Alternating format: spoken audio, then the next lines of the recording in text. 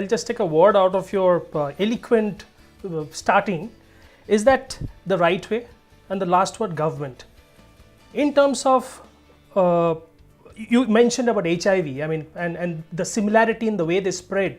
So my question is in two parts. One,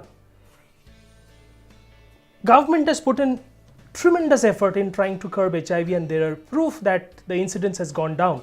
So will hepatitis benefit from this initiative of HIV and how it spreads? That's one. Second, when you are talking about right way, is the government taking the right way to curb? Okay, government might not be able to do everything, but in terms of creating an infrastructure, in terms of the vaccination of people, which should be made a universal approach, is government doing that? And what's your view on that? I have always been an extremely optimistic person. I always thought that the glass is half full and not the glass is half empty. There are people who criticize and say that the government is not doing this and that. But you need to, I mean, when I'm probably made to sit on that chair, would I do something different? That is what needs to be, you know. Everybody thinks that. So I think they are making the right efforts. But the system in our country, being democratic, has its own advantages and disadvantages. And that, I think, is probably a little bit weakness that happens, because it has made it quite universal in a lot of states. Right. So that needs to be appreciated. Health is a state subject. So that also we need to understand that if I expect like USA to spend 18% of my GDP on health, it's not possible. It's not possible. So the government spends less than 2% GDP. Right. So in that 2%, they're trying to utilize this in the best of methods. And I strongly feel that they have to take experts with them. And I can see that happening. They are taking a lot of experts now. I've been into a couple of committees, but unfortunately I'm not into any of the lower committee. And it would be a privilege for me to be into that, because people are not realizing that it all starts in the newborn and childhood. Right. So we would be the right people to also participate and help you out. But at the same time, you don't need all politically driven people. You need experts who have the right vision, and along with the technology, the ITNs. The technology is very important in medicine today. So I think the vision, the dream of taking it over throughout the country, to me, I'm not going to crib if you were expecting me to. I'm not cribbing.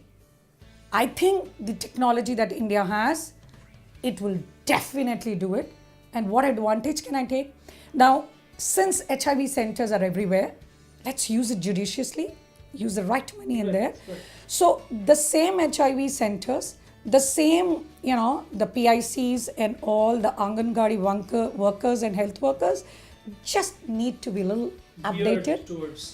So the same infrastructure, you don't need to waste a lot of money into a separate thing. Right. So you need, yes, the people and experts, and you know, I think that the government does make efforts, and we should just keep guiding them, and they always call the experts to guide them somewhere, and so that's how I think it can be taken where they can do it. And when it comes to vaccination, yes, they should make it universal. But the second point, which you are not realizing when I said, are we right, is despite the best of our efforts, the 8 immunization like D, P, T, BCG, polio, are we giving it to all?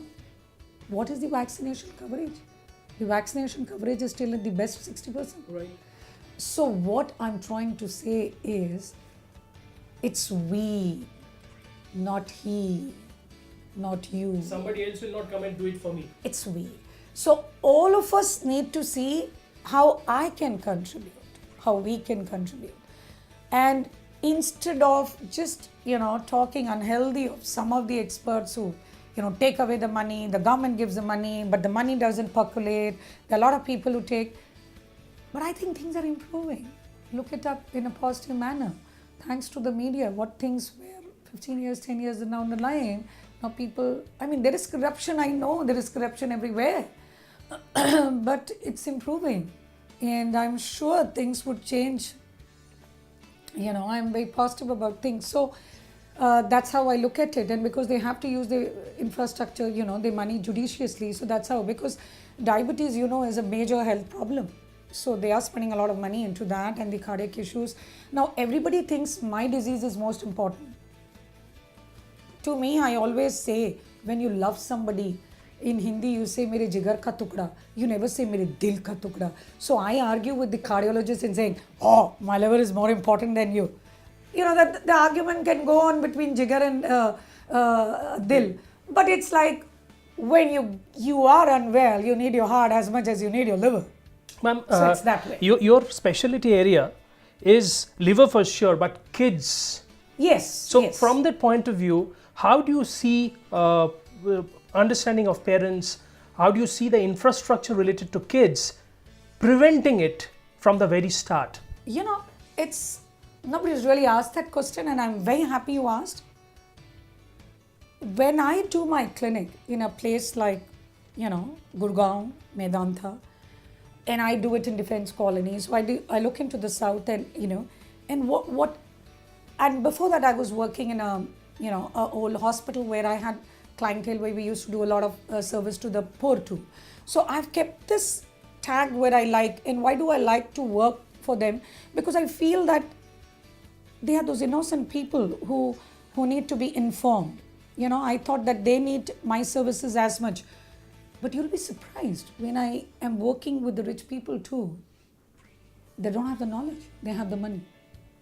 So it is the information that needs to be percolated both to the rich and the poor. Right. Even people who can afford, half the time do not know whether the child has got hepatitis B vaccine or not. Right. So there is a sector which is very particular. Even if they are poor, they try to ensure that they're taking the vaccination, but they won't remember what it is. Fair enough. But I'm just trying to say, so it is the lack of knowledge that a mother is feeding the child wrong. The child is thin and the child is obese.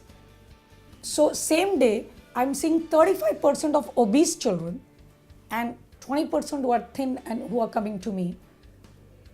And both the mothers, due to ignorance, are not able to give the right nutrition to that. Right. So when I started it, if you noticed, I said I want to work in 3 fields. Right. I said the liver, the intestine and the nutrition. Right. Because I feel nutrition is the core to everything. True. If you are not rightly nourished, under and over, both are bad for my liver. Undernutrition is bad for my liver, it gives rise to fat in the liver. And here I am, 1 in 4 kids, 1 in 3 adults are walking who's in India, got a pot belly or is, you know, overweight and obese. What's going on? What's going on? Technology. Right. So the technology which was my strength few minutes back is my weakness, because that technology made my child sit in the room, play with the gadgets. He's all the time on the mobile phone, on the computer, on the laptop, and not in the gardens, in the fields and there. We all walked to school, even if we were decently well off, because that was the, you know, that was the style that time. If your school was 10 minutes walk, you were supposed to walk unless it rained, then you had a, you know, right, somebody dropping you. Right. Do you see that now? So there is a lifestyle it's incidence like on everything. Everybody wants to be dropped. Everybody wants to be picked up. It's like nobody wants to send their children to get this and that. You know, so these are the things.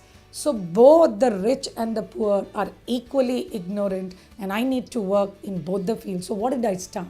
Now I started in the last 1 year doing periphery clinics. I go say once a month to Rivari. I started going once a month to Jammu and trying to go to Agra. Or I went to Batindra. What am I trying to do? People had money, but they just needed someone to give them the right guidance. And what will I do? I'll try to just educate the people around, even the, as much as I can. I've had 700 presentations in this country. Literally 50 talks in a year I go outside. So you have, 54 weeks and I'm traveling on the weekends trying to give. So you need to educate your colleagues, which are the doctors, and there's so much of difference now as compared to 10 years. Everybody's in the WhatsApp group. So the education level, the CMA is moving so high. Ma'am, So I'm very optimistic.